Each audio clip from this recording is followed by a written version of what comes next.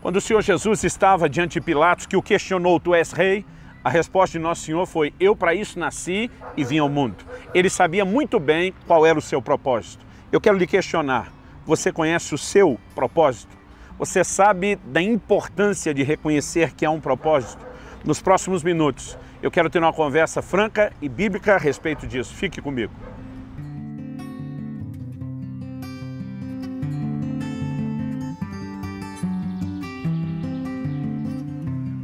Gente, estou hoje em Curitiba, passando para trazer mais uma palavra ao seu coração. O apóstolo Paulo fez a seguinte declaração em 2 Timóteo 4,7.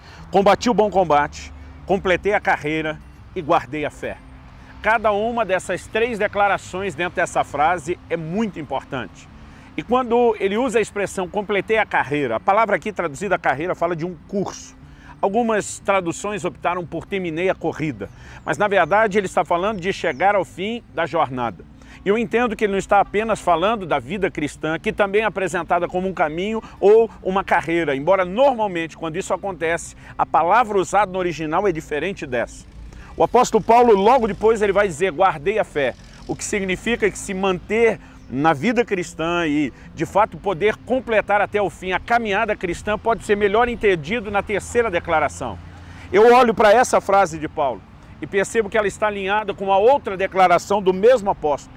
Lá em Atos, no capítulo 20, ele diz, em nada tenho a minha vida como preciosa, contanto que eu complete a carreira e o ministério que recebi de nosso Senhor Jesus de testemunhar o evangelho da graça de Deus. Com isso, o apóstolo Paulo está dizendo que a carreira está relacionada ao seu chamado.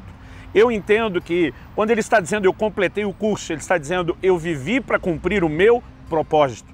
Esse assunto a respeito do propósito é algo sério, é algo importante, é algo bíblico, mas muitas vezes porque não existe a devida ênfase, porque não somos corretamente ensinados ou estimulados a enxergar isso na palavra de Deus, acaba nos passando desapercebido.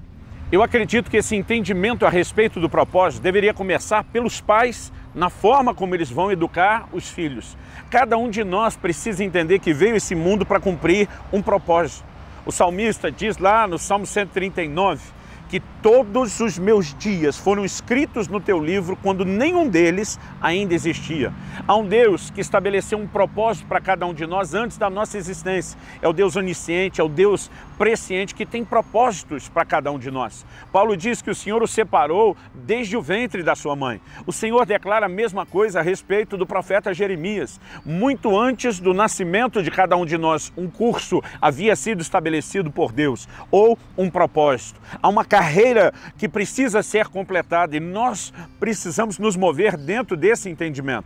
Quando o anjo do Senhor apareceu para a mãe de Sansão, dando a notícia, era uma mulher que não podia gerar filhos, dando a notícia de que Deus faria um milagre, de que ela daria luz a um filho. Esse anjo enviado pelo Senhor, ele fala qual era o propósito de Sansão: livrar Israel da mão dos filisteus. Ele menciona a importância de que fosse um nazireu.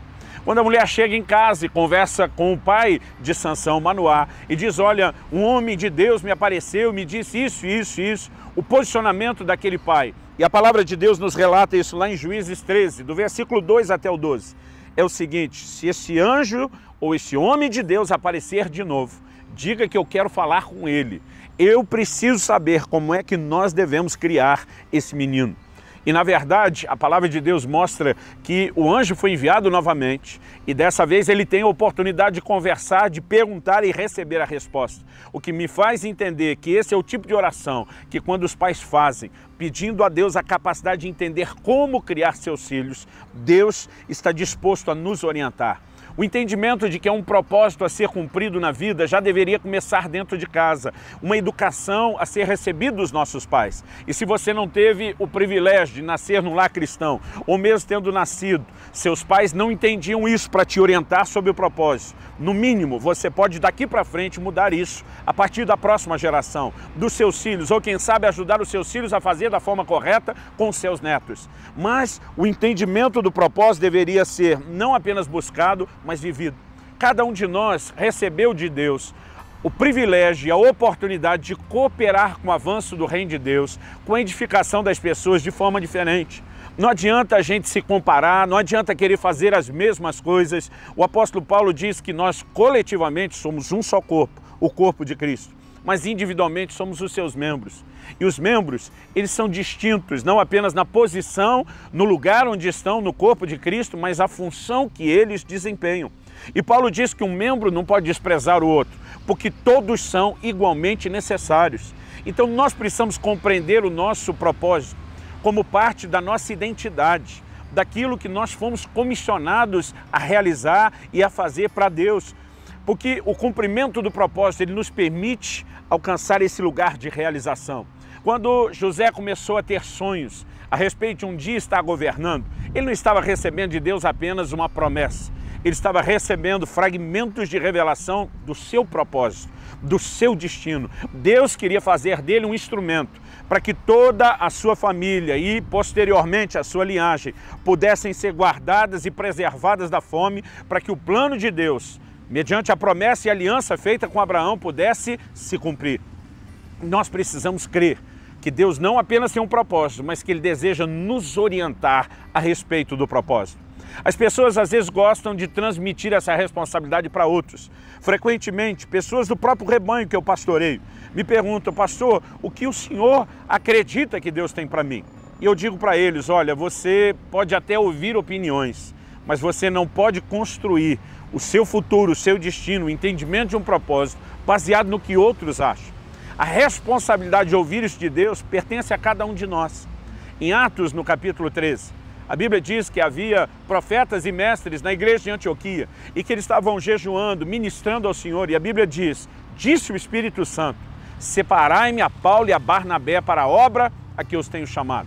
Eu acho lindo essa declaração e esse registro, porque a palavra de Deus nos mostra que quem sai cumprir um propósito precisa do envio da igreja, do comissionamento e da bênção da liderança. Eles receberam imposição de mãos, eles foram enviados. O próprio Espírito Santo que os chamou pede que a igreja os envie, porque o próprio Deus respeita esse princípio de autoridade. No entanto, o Espírito Santo não disse para a liderança de Paulo e Barnabé, não disse para aqueles que iriam enviá-lo qual era a missão. Ele só disse: separai-me a Paulo e Barnabé para a obra que eu os tenho chamado. Quem sabia a obra a ser feita e executada? Aqueles que Deus tinha chamado. O entendimento do que fazer estava no coração de Paulo e Barnabé. Ou seja, é sua responsabilidade entrar em Deus num lugar de oração, de espera, de busca contínua da orientação de Deus a respeito daquilo que é o plano e o propósito dele. Na verdade, nós precisamos esperar que em algum momento nossa liderança, alinhada com o Espírito Santo, possa entender a hora certa de nos liberar para fazer. Fazer o quê? Aquilo que nós compreendemos ser parte do propósito. Quando eu falo do propósito, precisamos entender que isso não envolve apenas um aspecto do chamado. Nós podemos destacar vários, podemos falar do tipo de dons, de ministérios diferentes, mas isso envolve também o entendimento a respeito de onde nós vamos desempenhar isso. Muitas vezes Deus deseja levar alguns de nós a lugares diferentes. Muitas vezes Deus deseja nos mover de lugar e nós temos que ter a sensibilidade se o chamado dele é para uma outra cidade, para um outro estado ou para uma outra nação. Isso não significa que a gente vai inventar moda e decidir correndo mudar só porque quer. Porque Tiago diz: vocês que dizem hoje ou amanhã iremos a tal cidade, ali negociaremos, ganharemos dinheiro, deveriam primeiro dizer: se o Senhor quiser e se vivemos. Toda a nossa vida deveria ser buscando a vontade de Deus. Jesus orava dizendo: seja feita não a minha, mas a tua vontade. E o exemplo da oração de Jesus no Getsemane serve para todos nós. Nenhum de nós deveria tomar decisões, fazer os próprios planos, passar por mudanças radicais como essa de se estabelecer no outro lugar, sem consultar primeiro o Senhor, sem clamar que a vontade dele se cumpra. Agora, mesmo quando nós temos uma direção de Deus, do que devemos fazer, nós ainda precisamos compreender a declaração de Eclesiastes 8:5, que diz: o coração do sábio conhece o tempo e o modo certo de agir. Um desafio não é apenas entender que há um propósito e que a carreira precisa ser completada, mas é entender que há desdobramentos ao longo do caminho. O apóstolo Paulo não começou como apóstolo.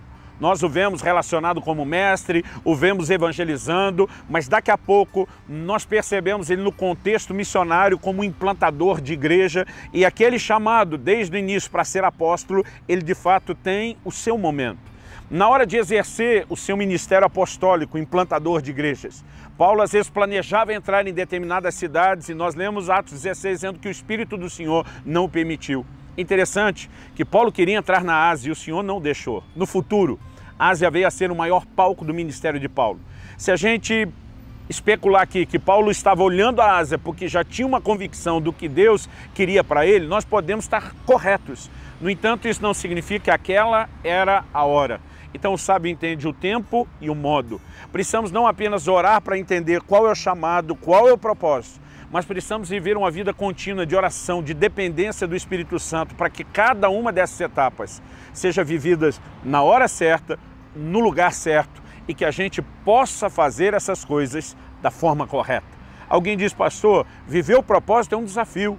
Se fosse tudo igual ou algo automático, mecânico, seria mais fácil. Eu falei para ele, e não seria talvez tão gostoso como a ideia de um plano personalizado. No entanto, isso tem que te tirar da zona de conforto, te colocar no lugar de dependência contínua de Deus. É por isso que nós precisamos de uma vida de oração, de intimidade com Ele, de dependência do Espírito Santo, para que nós possamos, ao longo do caminho, entender cada vez mais o que Ele tem. Deus diz para Abraão, vai para uma terra que eu te mostrarei. Em outras palavras, Ele disse, enquanto você está indo, eu vou mostrando. Porque a vereda do justo é como a luz da aurora, vai brilhando mais e mais até ser dia perfeito. No entanto, temos que seguir a luz que já temos, enquanto aguardamos os detalhes que Deus ainda trará. Que Deus te ajude a entender, praticar, buscar e viver o seu propósito.